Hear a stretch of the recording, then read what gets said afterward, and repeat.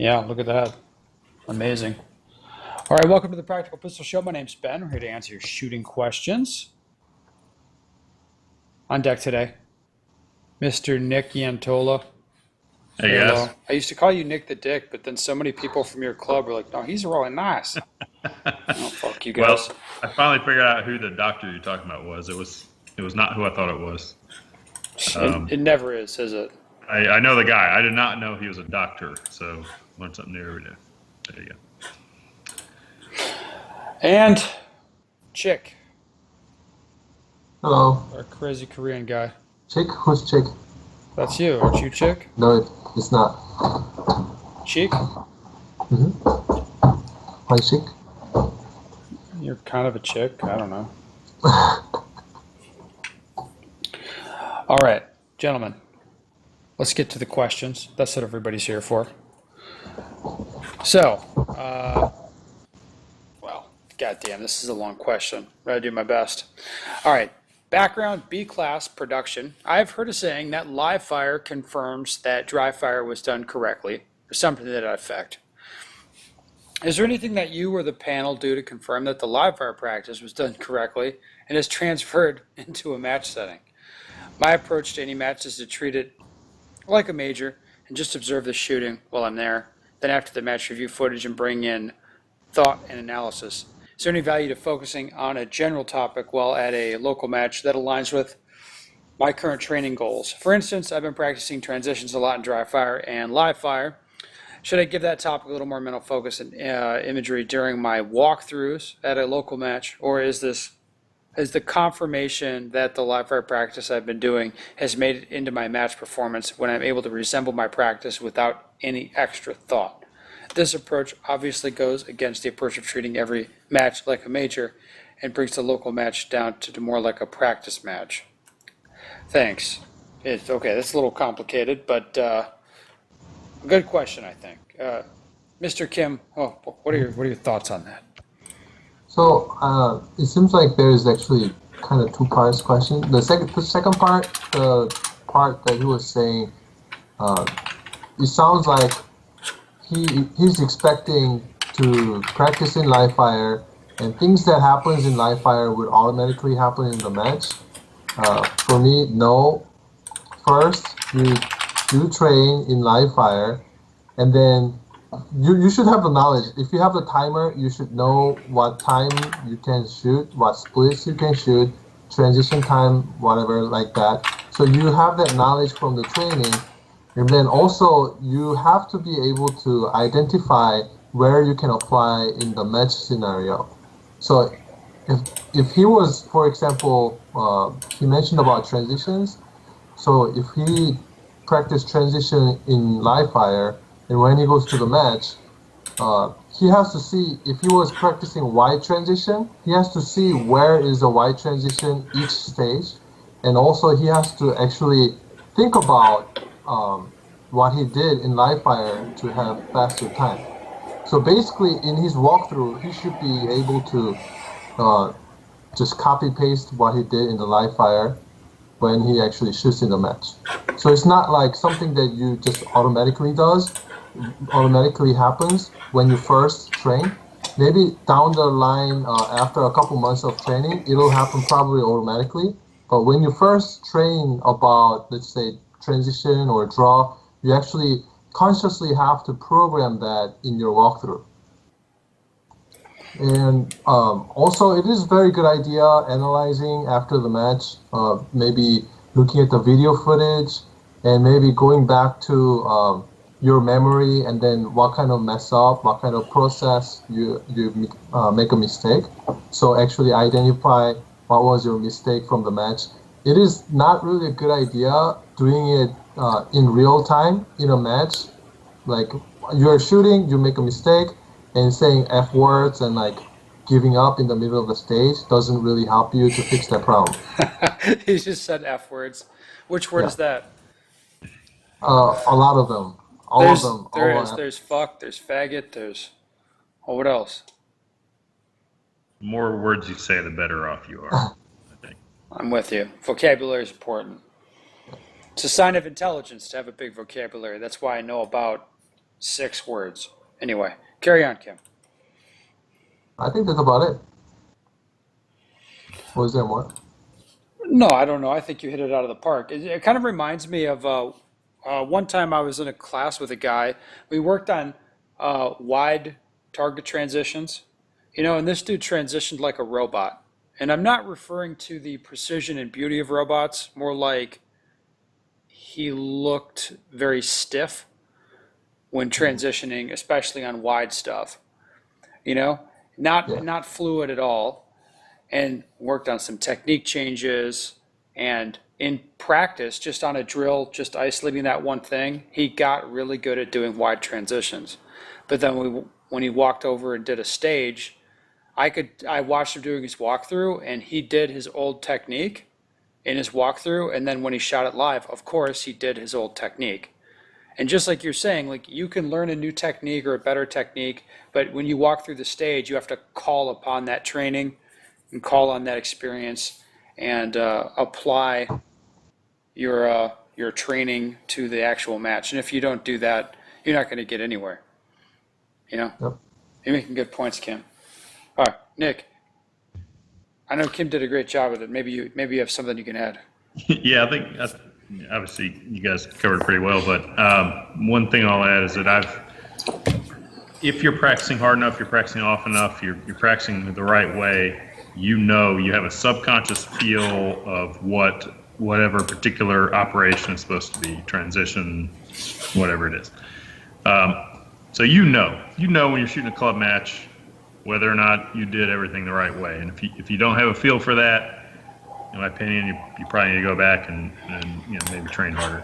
But the other thing I'll mention here is I've done a little bit of what he's talking about in terms of approach a club match as, okay, this is a practice environment. I don't do this on a regular basis, but I have in the past.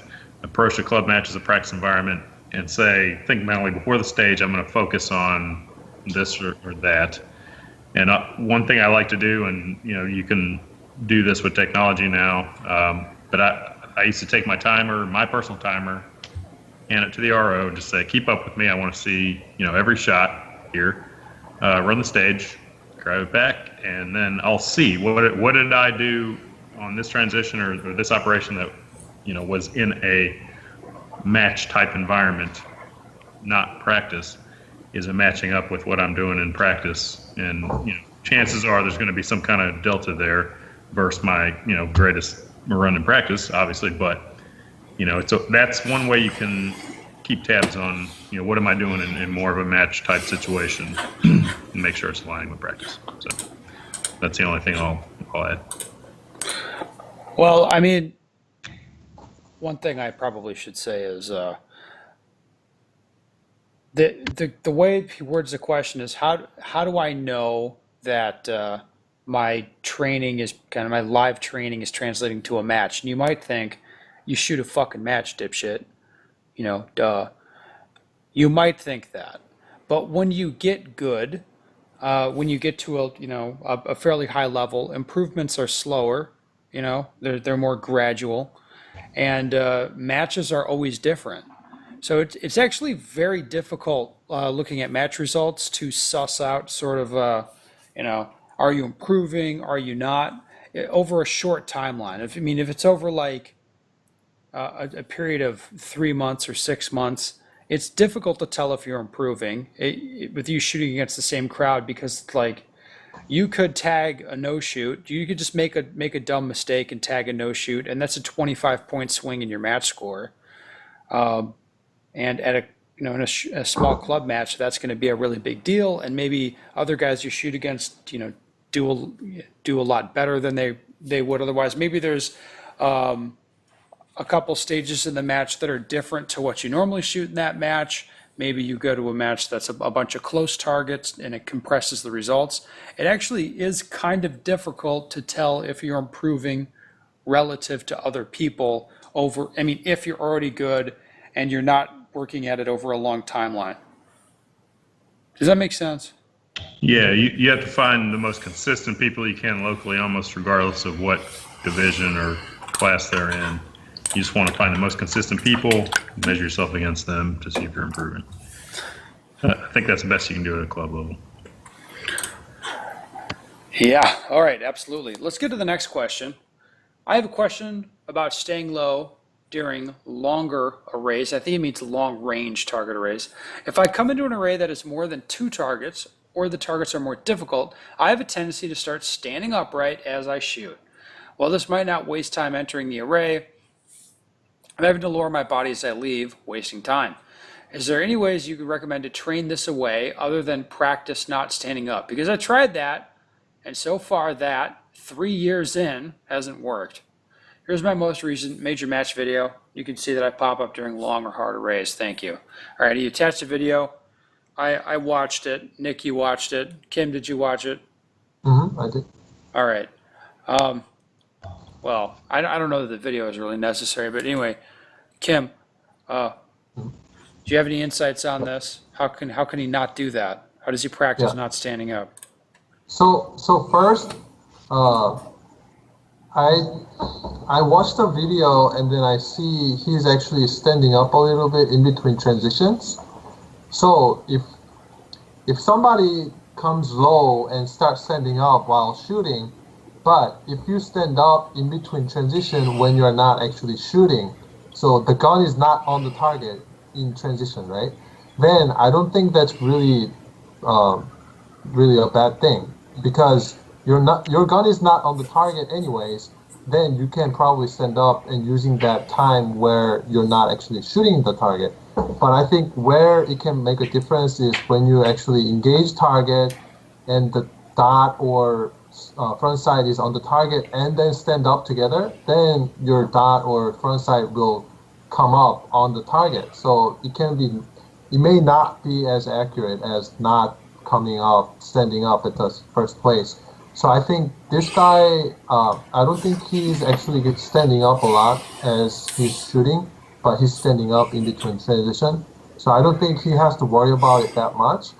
But also, if he's worried about standing up as the gun is on the target, then I would say in dry fire, experiment with what kind of muscle he has to engage to stay low. Because I used to stand up first 2 years as I was shooting.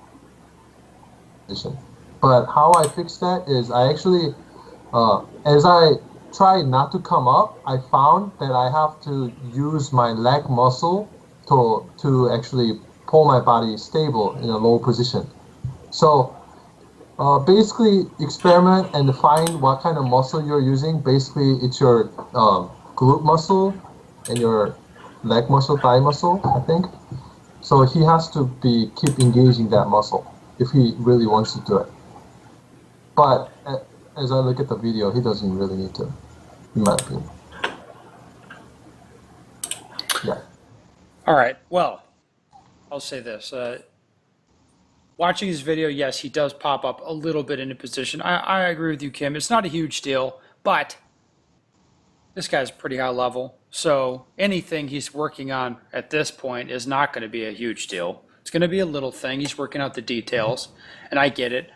I'd like to see him stay a bit lower. And what works for me, what works for a lot of people, is instead of thinking about stay low or stay down, think in terms of get wide.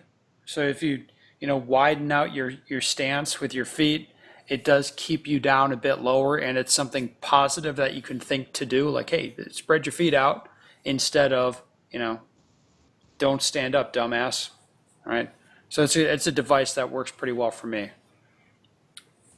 Any thoughts on that, Mr. Nick? Yeah, I agree with that.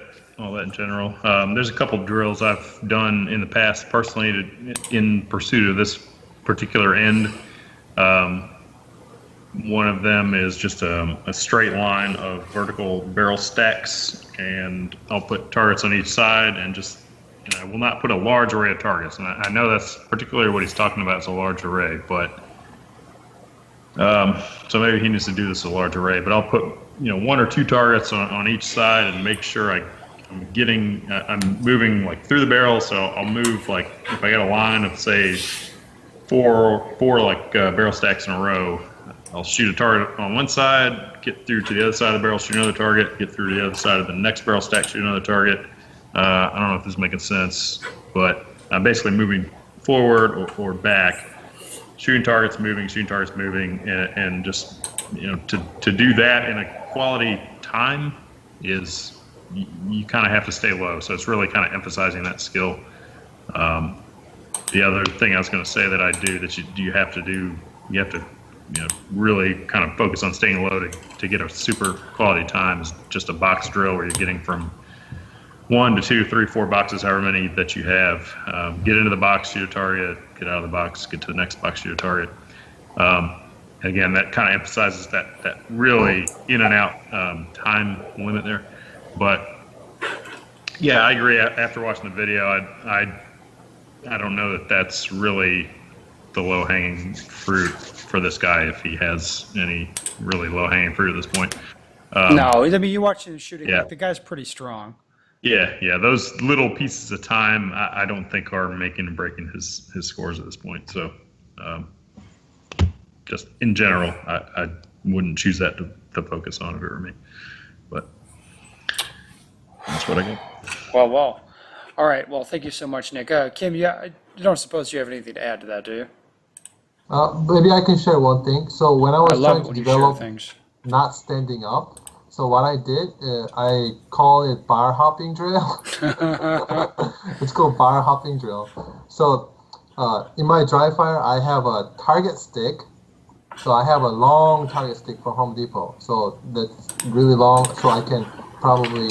So basically, I start from one side of the bar, both feet on one side, left side, for example, and then I engage one target, and then go to the other side of the bar, and then I'm going back and forth, left and right, and left and right. So the key of the drill is not shooting as soon as your body or foot is on the other side. The key of the drill is actually maintaining, like Ben said, wide stance and low stance in the first place to start with, and then keeping that stance all the way.